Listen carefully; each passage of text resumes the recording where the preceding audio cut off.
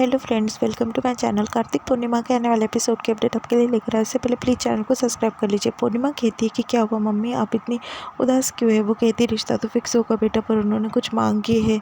आप ऐसे ही खाली हाथ अपने बेटी को ससुराल भेज देंगे तो कुछ ना कुछ कहेंगे ना वो। मैं चाहती थी कि तेरे पापा से बात कर लूँ, पर उनकी तबीयत जो है ठीक नहीं है। तभी पूर्णिमा कहती है कि नहीं, मुझे कहो जो कहना है, वो पापा को कुछ मत कहो, उनकी तबीयत ठीक नहीं है। तभी वहाँ पर जो है प्रॉपर्टी के पेपर वो लेकर आती है और फिर बाद में एक्टिंग जो है ड्रामा करने का सोच रही होती है पूर्णिमा के सामने। पूर्णिमा को कहती पूर्णिमा, मैं जानती हूँ कि ये घर जो है तेरी माँ का है, पर मैं जो है ये बस गिरवी रखना चाहती हूँ, बेचना नहीं चाहती हूँ। उससे पैसे जुटाकर जो है शनाया के घर में जो चीज़ देनी होंगी वो दे देंगे। तभी पूर्णिमा कहती कि नहीं मम्मी, इतना बड़ा काम जो है मैं नहीं कर सकती पापा के परमिशन के बगैर।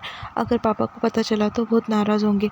नहीं, मैं ये सब कुछ नहीं करती। तभी बीना जो इशारा करते हुए उसके नानी को कह देती है। फिर वो कहती है कि हाँ, है तो सौतेली बहन ही ना, क्यों करेंगे सब कुछ। और वैसे भी तेरी माँ जो है सौतेली ही थी ना, और शनाया को थोड़ी अपना समझने वाली है वो। तो जाने देना, शनाया की शादी क्यों नहीं टूट जाती इसकी वजह से बिना।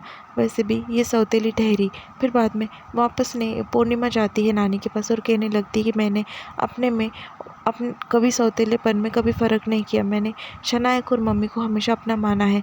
तभी वो कहती है कि अपना मानने में और करने में बहुत फ़र्क है बेटा। जाने दे, छोड़, तू नहीं करना चाहती है ना, तू मत कर, बहाने मत बना। एक बात बोल दूँ, बाद में तो मैं छुड़ा दूँगी, पर अभी टाइम की बात है, ठीक है ना। वैसे तेरी माँ की आखिरी निशानी है, तू मत कर। ऐसा कहती है और पेपर्स रखने जाती है। ड्रामा चालू हो जाता है उनका। माँ बेटी पहले से ही प्लान बनाते हैं पूर्णिमा को कैसा वो इमोशनल ब्लैकमेल कर सके। बाद में पूर्णिमा कहती है कि रुक जाइए मम्मी, कहाँ साइन करनी है, लाइए पेपर्स। मैं अपने शानों की शादी को कभी टूटने नहीं दूंगी, ऐसा वो कहती है। फिर बाद में वो कहती है कि आ बेटा, एकदम रिस्पेक्ट से पूर्णिमा से बात करने लगती है और पेपर साइन कराने के लिए एक एक साइन करने के लिए पेज पलट रही होती है। पूर्णिमा सब साइन कर देती है। जो बीना है उसकी चाल जो है कामयाब हो जाती है। पूरे 5 पेपर पर साइन करनी होती है। बीना पाँचों पेपर पर उसके साइन ले लेती है। बाद में पूर्णिमा जो है उसके हाथ काँप रहे होते हैं। पूरे साइन वगैरह कर देती है क्योंकि कुलदीप को भी बात पता नहीं होती है और उसकी माँ की आखिरी निशानी होती है घर बस। फिर पूर्णिमा जो है वहाँ पर बैठी होती है।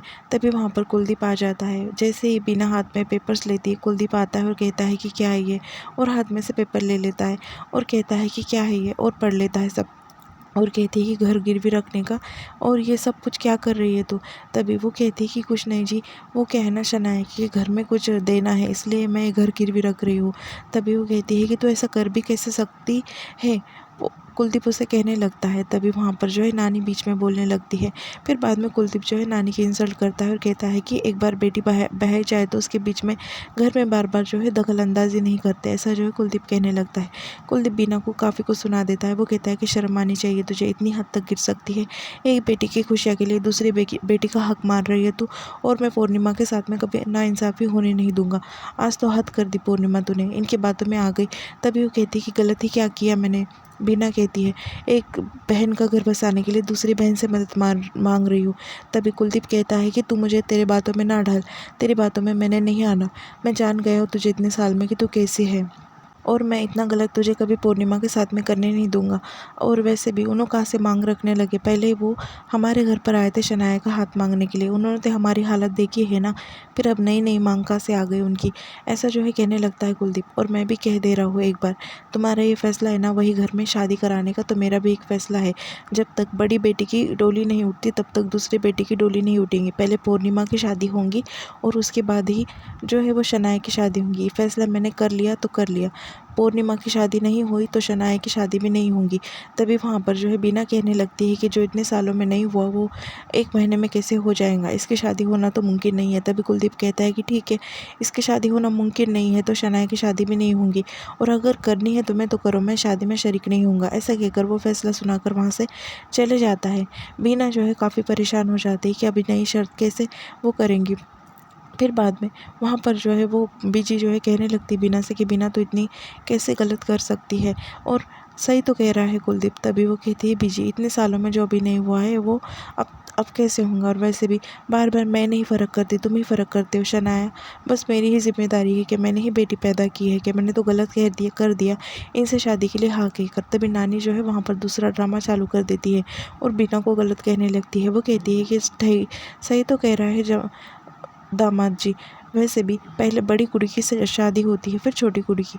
पहले तू जो है वो पूर्णिमा की शादी के बारे में सोच, इसलिए तुझे यहाँ पर लाया था ना कुलदीप, ब्याह कर। तू बड़ी बेटी के साथ में ऐसा गलत कैसे कर सकती है? तेरी अक्ल जो है ठिकाने पर लाना मेरा काम है। तभी बीजी हैरान हो जाती है कि आखिर नानी को ऐसा क्या हो गया है, वो ऐसी बात कर रही है।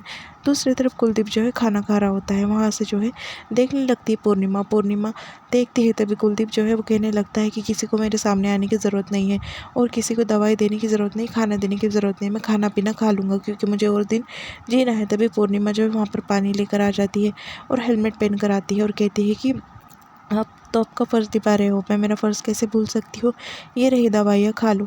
तभी वो कहते हैं कि ये क्या ड्रामा है। तभी पूर्णिमा कहती है कि आपने तो कहा कि आपको मेरी शक्ल नहीं देखनी है, इसलिए मैं हेलमेट पहन कर आ गई। चलो छोड़ो पापा, ये दवाइयाँ खा लो। तभी उसके पापा कहने लगते हैं कि कौन से खोते ने कहा कि मुझे तेरी शक्ल नहीं देखनी है, अब तू तेरी बात मनवाने के लिए यहाँ पर नहीं आना, मैं तेरी एक बात नहीं सुनने वाला। वैसे पूर्णिमा कहती है पापा इतना गुस्सा ना हो, आपकी सेहत के लिए जो है अच्छा नहीं है। तभी वो कहते हैं कि मुझे तेरे बातों में मत मान और ये बात तो मैं किसकी नहीं सुनने वाला। तभी पूर्णिमा कहती कि पापा ये कैसी शर्त है, आप जानते हो ना कि शनाया इससे सबसे कितनी खुश है और शनाया की तो फ्यूचर बन जाएगा, तो आप मेरी शादी की जिद क्यों लेकर बैठे हो? प्लीज़ पापा मान जाइए ना। ऐसा कहकर पूर्णिमा पीछे से जाती है और उसके पापा को गले लगा लेती है। तभी उसके पापा कहते हैं पूर्णिमा तू कितनी भी ज़िद कर ले, पर ये बार जो है मेरी मर्ज़ी है, इस घर का जो है मैं मुखिया हूँ और मेरी यही मतलब मांग है। फिर वो कहती है कि आप कब से समझियो कि जैसे करने लगे पापा, उन्होंने जो है मांग की है, उन्होंने शर्तें रखी तो आप भी ऐसे शर्तें रख रहे हो।